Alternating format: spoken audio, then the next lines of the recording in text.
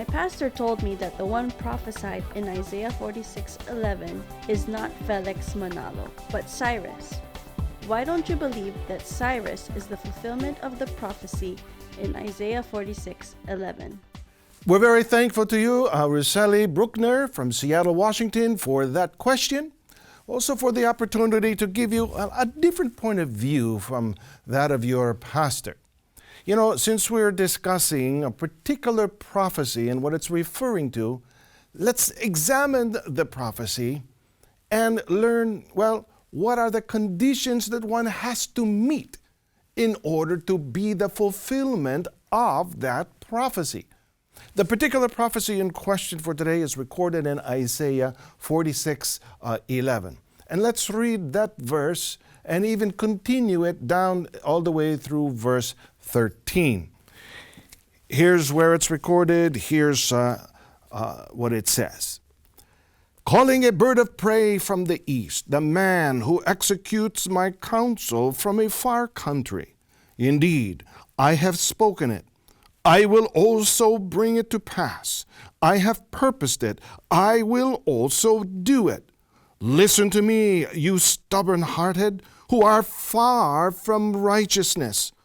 I bring my righteousness near. It shall not be far off. My salvation shall not linger, and I will place salvation in Zion for Israel, my glory. Dear friends, we should notice three conditions that the Bible gives in order to describe this particular servant of God. Place of origin was the first. What was it? A far country in the east or far east. The second, the task that was given to accomplish. What was it? To execute God's counsel by bringing His righteousness near to people. God's righteousness, as we've learned from other lessons, Romans 1:16 and 17, is the gospel. So His role to preach the gospel. And the third, people that God would send this servant to. Who were they? They are those who are far from righteousness or far away from the true gospel. So we pose the question, does Cyrus meet those biblical conditions? Could Cyrus be the fulfillment of that prophecy then, being the one referred to there? He can't.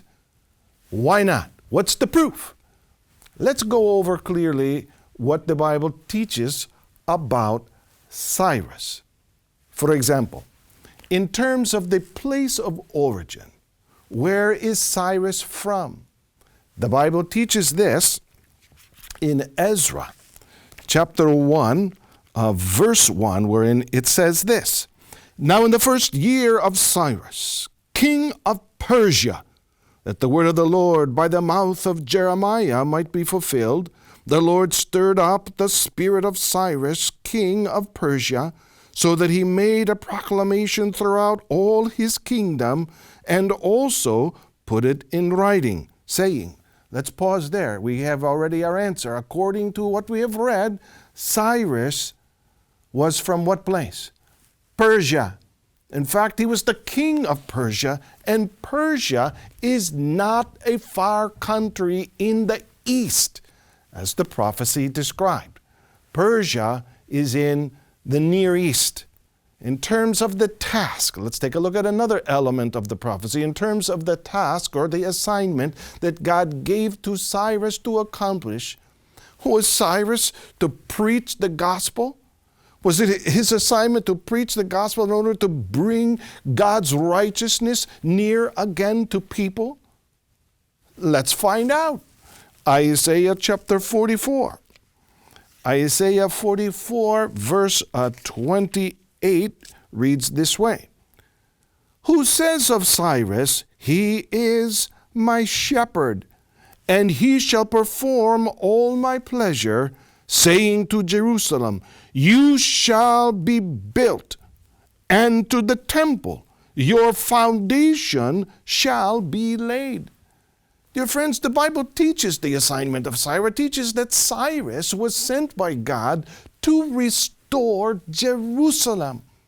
and to restore the temple, not to preach the gospel to those that were far from the gospel or far from righteousness, as Isaiah 46:11-13 described. That was not the assignment given to Cyrus. Cyrus cannot therefore be the fulfillment of that prophecy.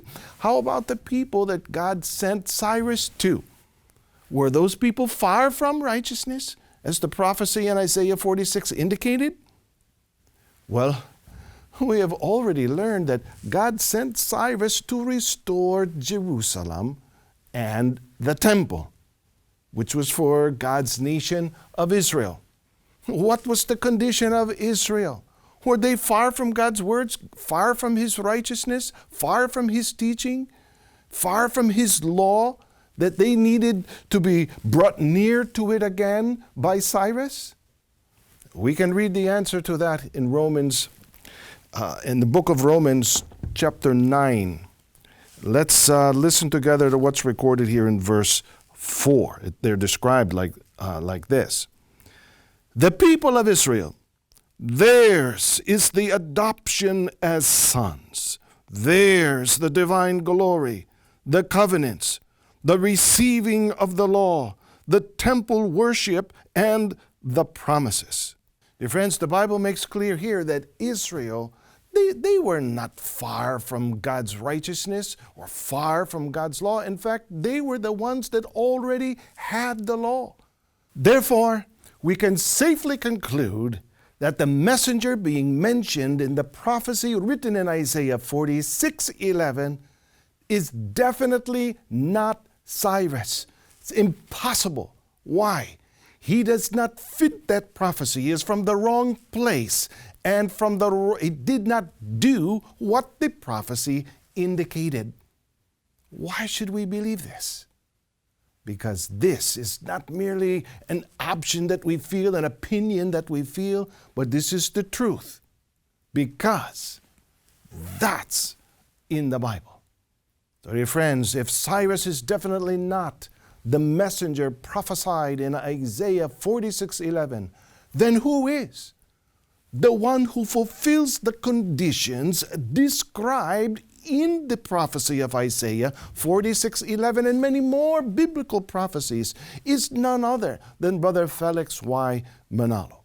Remember the three conditions that we learned about earlier from the prophecy that the Bible gives to describe this particular servant of God. First, place of origin. What did we read? A far country in the east or far east. What was the second? The task or the assignment given to accomplish. What was it? To execute God's counsel or His words by bringing His righteousness. God's righteousness is the gospel. Romans 1:16 and 17. His assignment is to bring that gospel, bring God's righteousness near again to God's people. Number 3, the people God will send the servant to was an important part of the prophecy. Who were they? Those who were far from righteousness or far from the true gospel. Brother Felix Manalo was from the Philippine Islands, which is the far east, a far country in the east. He was also a preacher of the pure gospel, never teaching personal opinions, but rather always reading the Bible's answers to questions. And he was sent to people who, until actually hearing what he preached from the Bible, they were not even aware of how far away from the truth they really were. That's the reason why members of the Church of Christ, from which this program is produced, believed it cannot be Cyrus. It's not Cyrus, but instead Brother Felix Manalo. He brought the true gospel again near to people, but those who were far from it in false religions, brought them back to the true gospel in fulfillment of the prophecy. He is the fulfillment of what is recorded here in the Bible. When you're ready to learn more about the fundamental teachings found here inside the Church of Christ, visit us at incmedia.org. Why? There you're going to find various series of programs all dedicated to answering your spiritual questions. You can also follow our Facebook pages at Iglesia ni Cristo News and Updates, as well as Iglesia ni Cristo Media. There you can view more of our shows and see also how, if you want to see, for example, how the church gets involved with our communities, you can go to incgiving.org. If you want to find the house of worship that is nearest to you so you can join us in our worship services, visit the iglesianicristo.net. And if you have questions you'd like addressed here on this show, please email them to us at answers@incmedia.org. Well, thank you all for joining us. We'll see you again next time on That's in the Bible.